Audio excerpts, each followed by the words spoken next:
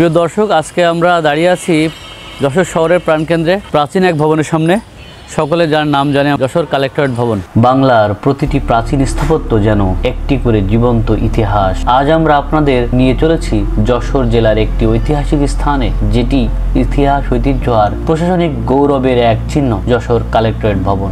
প্রথম তলা থেকে দ্বিতল ভবনে ওঠার জন্য রয়েছে প্রশস্ত সিঁড়ির ব্যবস্থা। এই ভবনটির ইতিহাস বহু পুরনো। শোনা যায় ব্রিটিশ আমলে 19 শতকের মাঝামাঝি সময়েই এই ভবনটি নির্মাণ করা হয়। সেই সময় থেকেই এটি জেলার প্রশাসনিক কার্যক্রমের মূল কেন্দ্র ছিল এবং শুরু থেকে এই ভবনটি জেলা প্রশাসকের কার্যালয় হিসেবে ব্যবহৃত হয়ে আসে। যশোর কালেক্টরেট ভবন শুধু একটি প্রশাসনিক ভবন নয়, এটি বহু ঐতিহাসিক এবং স্বাধীন বাংলাদেশের শুরুর দিনগুলোতেও এই ভবন গুরুত্বপূর্ণ ভূমিকা পালন করেছে। জনাব টিলম্যান হ্যাঙ্কেল নামক একজন বিচারক ও ম্যাজিস্ট্রেট 1786 সালের 4 এপ্রিল রাজস্ব আদায়ের বিষয়ে সমস্যার সম্মুখীন হওয়ার ফলশ্রুতিতে মিস্টার হ্যাঙ্কেল যশোর কালেক্টরেট ভবন প্রতিষ্ঠার ভিত্তি প্রস্তাব করেন। তৎকালীন সরকারের কর্তা ব্যক্তিরা তার প্রস্তাবে সাড়া দিলে 1786 সালে যশোর কালেক্টরেটের যাত্রা শুরু হয়। প্রিয় দর্শক, ইতিহাস থেকে জানা যায় 1885 সালে এই ভবনটির প্রথম তলা পর্যন্ত নির্মাণ করা হয়। 360 দরজা বিশিষ্ট এই ভবনটি তৎকালীন সময়ে সর্বশ্রেষ্ঠ এবং বৃহৎ ভবন হিসেবে উন্নীত করেছিল।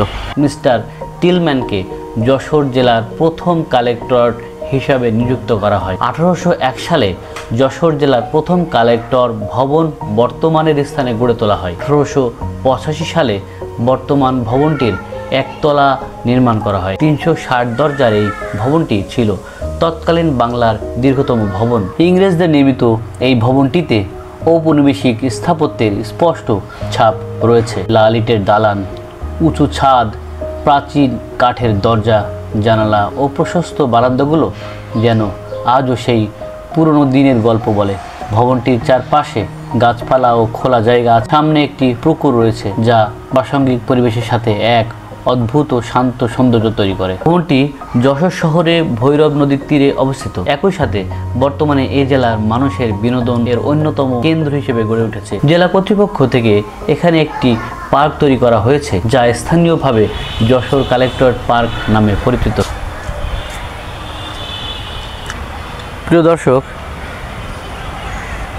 আজকে যশোর কালেক্টরেট পার্কটি বন্ধ রয়েছে।